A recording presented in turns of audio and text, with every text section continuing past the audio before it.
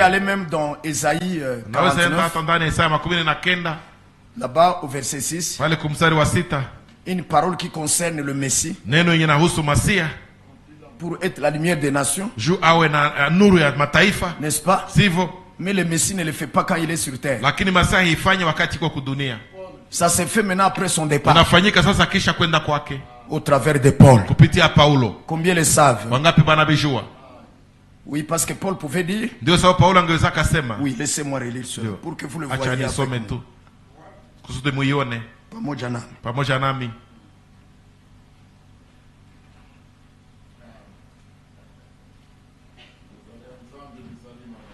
Ésaïe 49. Nous allons commencer au premier verset. Oui, oui. Ou alors verset 5. Et vous verrez qu'il ne s'agit pas d'un homme, mais le Messie.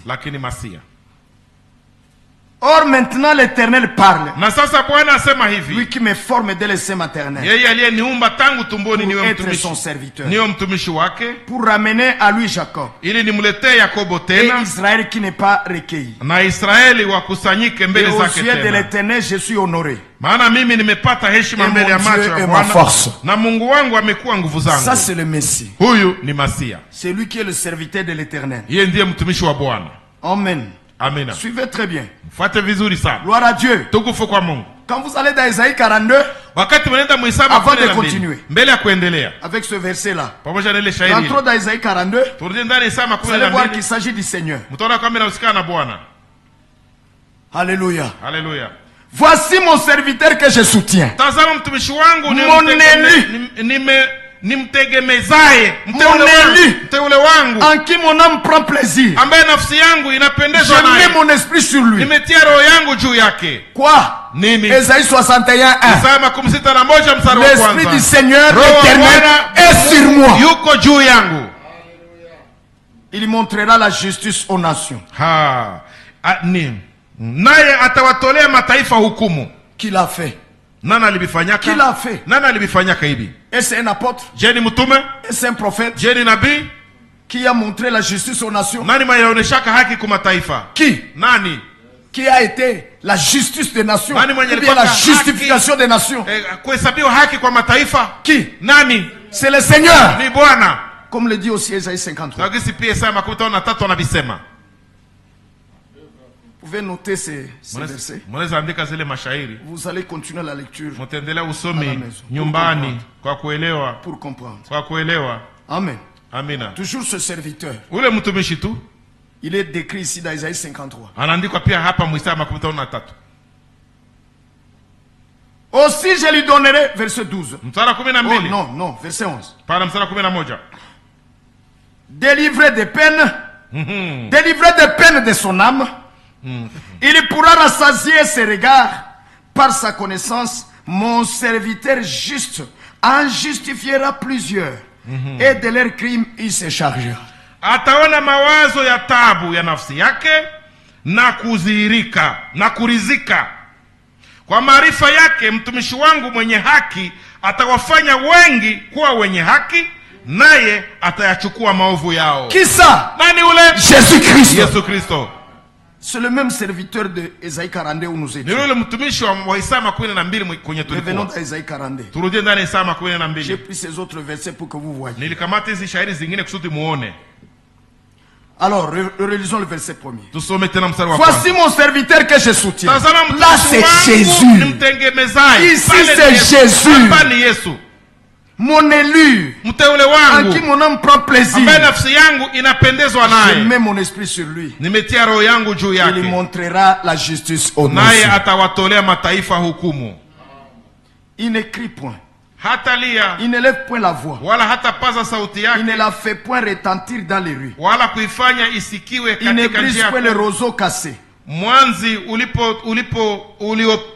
uliopondeka hata uvunja. Et il n'éteint point le lumignon qui fume encore. Wala utambi utokao moshi hata uzima. Selon la vérité, il montrera la justice. Atatokeza hukumu kwa kweli. Il ne se ralentit, ni ne se précipite, jusqu'à ce qu'il ait établi la justice sur la terre, et les îles sont dans l'attente de sa loi. Hata zimia, wala hata kata tamaa hata atakapoweka hukumu duniani. Amen, amen, amen. Amina. Quand vous allez dans Matthieu 12, Wakati mnaenda ndani ya Mathayo 12, bien aimés frères et sœurs, wapendwa ndugu vous wapendwa, comprenez que c'est Jésus-Christ. unaelewa kwamba ni Yesu Kristo. Et ici, Na hapa c'est le verset, je commence au verset 15. Matthieu 12. Ya Mathayo 12. Mathayo 12. Mais Jésus l'ayant su s'éloigna de là. Verset 15. Mathayo 12 mstari wa 15. Livre. Na Yesu hali akifahamu hayo akaondoka huko. Beaucoup de gens le suivirent. Na watu wengi wakamfuata. Et il les guérit tous. Akawaponya wote. Et il leur adressa des remontrances pour qu'ils ne fussent pas connaître cela. Akawakataza wasimdhihirishe, afin que fût accompli ce dont il a été parlé par l'entremise d'Esaïe le prophète lorsqu'il a dit. Ili litimie neno lililonenwa na nabii Isaya akisema. Alors on prend le verset que nous venons de lire. Dans Esaïe 42. Son accomplissement. Utimilifu wake sasa. Quand il disait n'allez pas parler de cela. Alibambia musende kuseme vile munyamanze, museme vile munyamanze. Munyamanzie vile munyamanzie vile msibiseme. Voici mon serviteur. Tazama mtumishi wangu. Que j'ai choisi. Niliyemteua. Alors le serviteur d'Esaïe c'est qui? Sasa mtumishi wa Isaya ni nani? C'est qui frère? Ni nani ndugu? C'est Jésus-Christ. Yesu Kristo.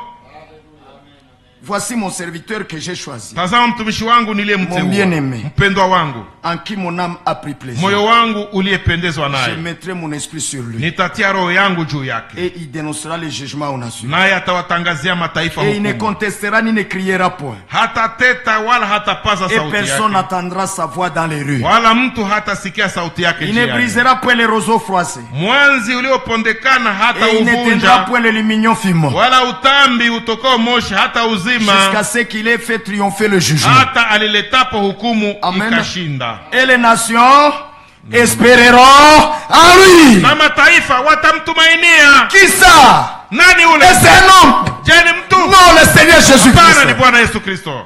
Il est serviteur de l'Éternel. Yeye ni mtumishi wa Bwana. Il a beaucoup de titres. Iko na macheo za mingi.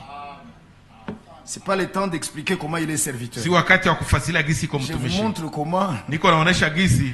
Un mandat est donné à quelqu'un. Utume et puis il est accompli par deux personnes. Kisha inatimizwa na watu wawili. Dieu vous bénisse. Mungu awabariki. Dieu vous bénisse. Mungu awabariki. Alors nous rentrons dans Isaïe 49. Sasa tunarudia mu Isaya 49. Isaïe 49. Isaya 49. Nous avons commencé au verset 5. Nous avons commencé au verset 5. Tutaanzia kumstari wa 5. Tulianzia kumstari wa 5. N'est-ce pas? Haiko vile. Mais maintenant nous pouvons aller au verset 6. Sasa tuweze enda kumstari wa 6. Et il dit, c'est trop peu que tu sois mon serviteur. Ni neno dogo sana wewe kwa mtumishi wangu. Pour relever les tribus de Jacob. Ili kuzinua kabila za Yakobo. Mais s'il vous plaît frère, tafadhali ndugu zangu. Lisez avec moi. Msome pamoja nami. C'est important. Ni ya muhimu. Maintenant. Sasa.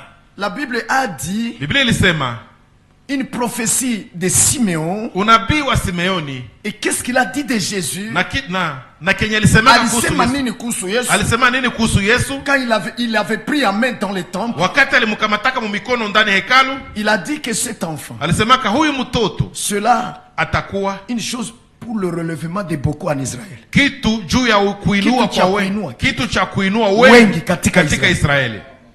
Et il sera aussi une chose pour la chute de beaucoup. Kitu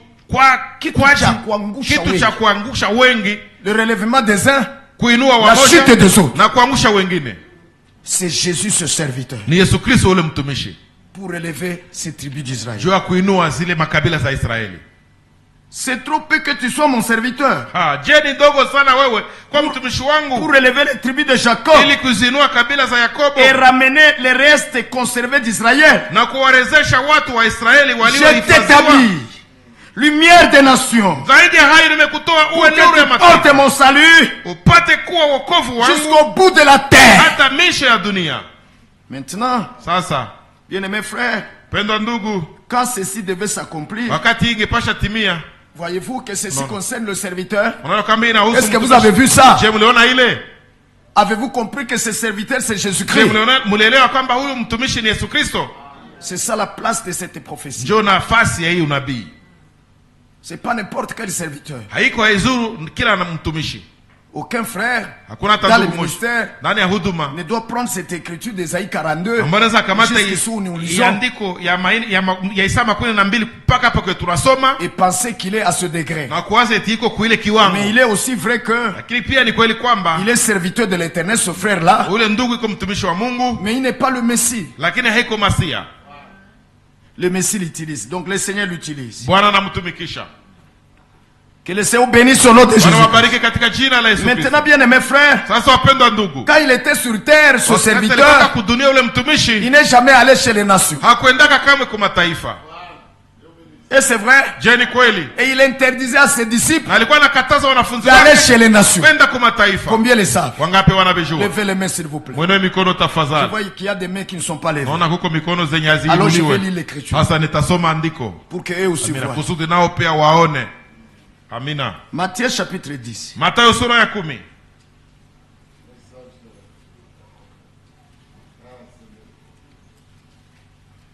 Alléluia. Alléluia. Au verset 5. Ici, vous savez, depuis au verset 1er, nous lisons ceci. Et il a appelé à lui ses 12 disciples. Il leur donna autorité sur les esprits impurs, de manière à les chasser et à guérir toute espèce de maladie et d'infirmité. Le verset 2, le 3e et le 4e verset nous donne la liste de ceux qu'il a envoyés. Les 12. Maintenant, au verset 5, il va leur dire ceci. Et nous lisons ceci, pardon. Ce sont ces 12 que Jésus envoya après leur avoir donné ses ordres en disant: n'allez pas du côté des gentils et n'entrez pas dans une ville des Samaritains, mais dirigez-vous plutôt vers les brebis perdues de la maison d'Israël. Et vous connaissez l'histoire de cette femme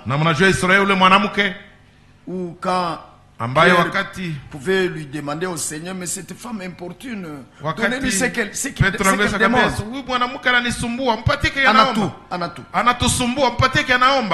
Le Seigneur lui a dit: je n'ai pas été envoyé chez eux. J'ai été seulement envoyé aux brebis perdues de la maison d'Israël. Dira son ministère terrestre, il n'est jamais allé chez les nations, quoique c'était lui le serviteur qui devait être la lumière des nations. Maintenant, cette écriture-là d'Ésaïe 49 verset 6, le Seigneur va l'accomplir par Paul. Lisons. Lisons, revenons à 49 verset 6. Nous l'avons déjà lu, mais lisons l'accomplissement pour gagner notre temps. Chapitre 13 des Actes des Apôtres. Chapitre 13 des Actes des Apôtres. Oui, frère. Le Seigneur vous bénisse. Le Seigneur vous bénisse. Oui. Et je commence ici au verset 46 jusqu'à 47. Paul et Barnabas, tout remplis d'assurance, dirent: c'est à vous qu'il fallait d'abord annoncer la parole de Dieu. Mais puisque vous la repoussez et que vous ne vous jugez pas digne de la vie éternelle, voici, nous nous tournons vers les nations. Maintenant, il prend cette écriture pour justifier pourquoi ils vont chez les nations. Maintenant, il prend cette écriture. Il est d'Ésaïe 49, verset 6. Il l'applique à son ministère. Parce que c'est lui que le Seigneur Jésus a envoyé au monde. Il dit ceci: car voici ce que nous a prescrit le Seigneur.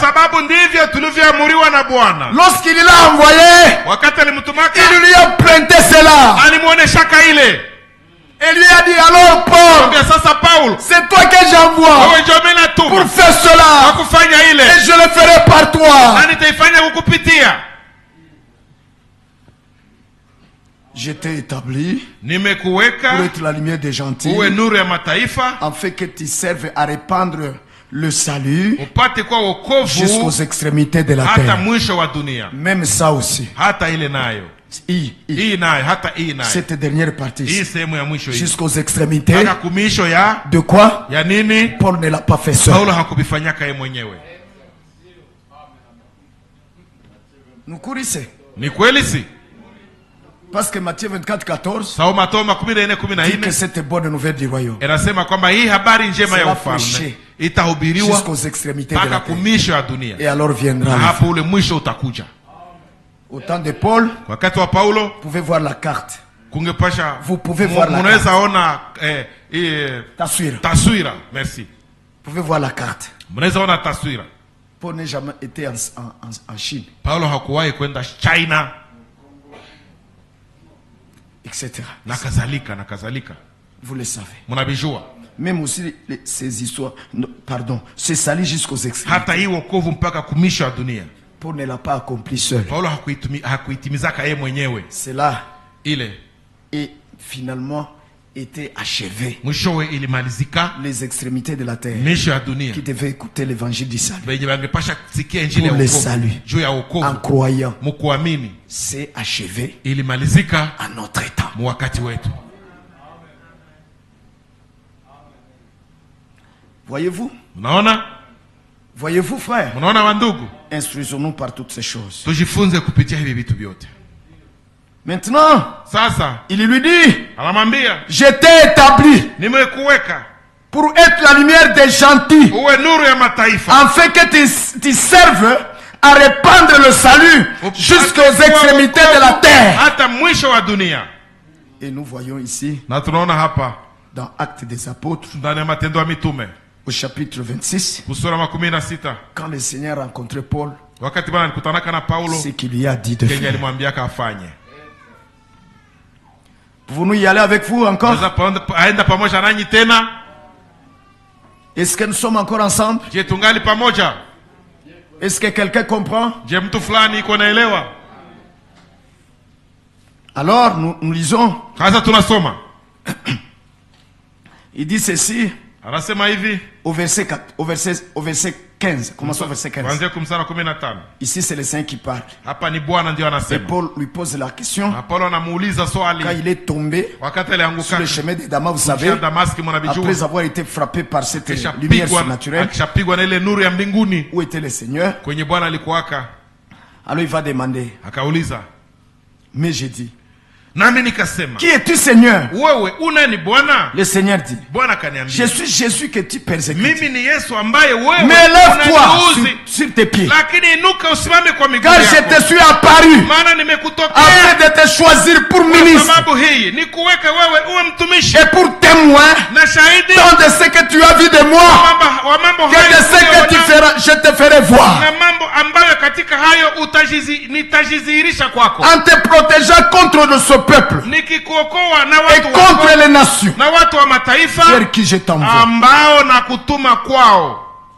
Pour faire quoi? Kwa kufanya nini? Pour leur ouvrir les yeux, Wafumbue macho yao afin qu'ils passent d'où à quoi? na kuwageuza nini? Kwa nini? Des ténèbres Kuwageuza À quoi? waziache giza, wakukue nini? à quoi? Wakue nini? À la lumière. Waelekee nuru. La lumière, c'est qui? Nuru ni nani? Jésus-Christ, la Yesu parole. neno. Il est la lumière des Yeye ni nations. nuru ya mataifa. Et Paul Na Paulo était porteur de la alikuwa parole kambeba neno pour qu'ils aient cette lumière. kusudi wawe na ile nuru. Avez-vous compris? Je, mulielewa? Nous pouvons aller par-ci par-là avec, Tunaweza enda d'autres choses, huku na kule avec beaucoup d'autres choses pamoja na vitu vingine vya mingi dans les Écritures ndani ya maandiko et voir comment Dieu na kuona gisi Mungu peut commander ceci à un serviteur, anaweza amuru hiki kwa mtumishi, n'est-ce pas? sivyo? S'adressant à l'esprit don qui est en lui, Akiambia roho zawadi yenye iko ndani yake qui doit l'exécuter yenye napasha kubitimiza et pas la chair. na hapana mwili. Alors, Sasa et cela peut s'accomplir en deux na temps. ile inaweza timia Ndio. munyakati mbili, En deux temps. munyakati mbili. Voyez-vous? Mnaona? Que Dieu vous bénisse. Mungu awabariki. Alors, bien-aimés frères, Sasa wapendwa ndugu, donc Matthieu 24:46, sema Mathayo 24:46, nous continuons à y croire. tunaendelea kuiamini. Et alors, Na sasa La parole a été emmagasinée. Neno lilitiwa katika gala samani. La parole a été distribuée. Neno liligabuliwa. Et frère Frank disait comme en dernière parole. Alikuwa anasema kama neno lake la mwisho. Frère Branham a fait sa part. Ndugu Branham alifanya sehemu yake. J'ai fait ma part. Nimefanya sehemu yangu. Et il s'adressait aux serviteurs ensuite. Na alikuwa akaambia tena watumishi, vous faites aussi votre part. Na nyie mufanye sehemu yenu. Élie le prophète, le Tishbite a fait sa part. Alifanyaka sehemu yake. Élisée a fait sa part. Elisha alifanyaka sehemu yake. Ce fils du prophète a aussi fait sa part. Yule mwana wa nabii naye akafanya sehemu yake. Dans l'accomplissement ndani ya utimilifu du mandat divin. Ya utume wa kiungu. Nous croyons au mandat. Tunaamini utume. Nous sommes dans le mandat. Tuko ndani ya utume.